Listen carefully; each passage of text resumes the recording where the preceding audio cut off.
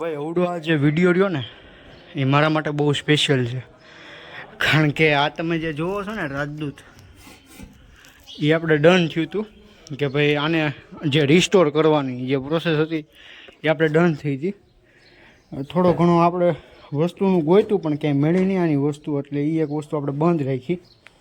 આમાં એક વસ્તુ બેસ્ટ એ છે કે આ બાજુ તે કિક આવે અને આ જ બાજુ ગિયર આવે, 3 ગિયર આવે અને આ બાજુ કિક આવે, એટલે ગિયર ને કિક બે હારવાર છે.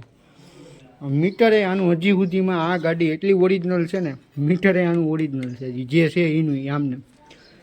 બાકી આ ટાંકી આમાં આ રીતની આવે, કેરોસીનમાં હાલેલી ગાડી છે. તમે જુઓ ને આ બાજુની સાઈડમાં કેરોસીનની ટાંકી ફિટ કરીએ ને તો અહીંયા થઈ જાય એવું છે.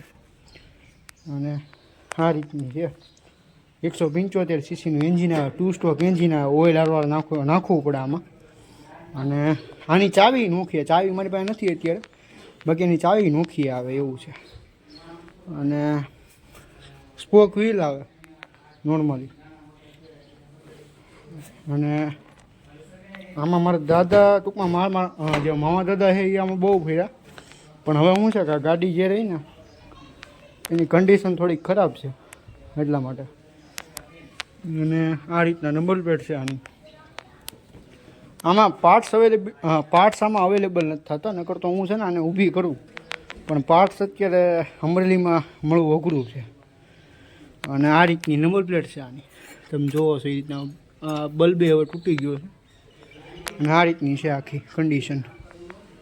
કીકે છેલ્લે નખાવીને જ બંધ કરી હતી. આ કીક જો તમે, એમાં સ્ટીકર હજી વીખડું નથી. ટૂંકમાં આ 8 વર્ષ જેવી બંધ પડી હતી આમને.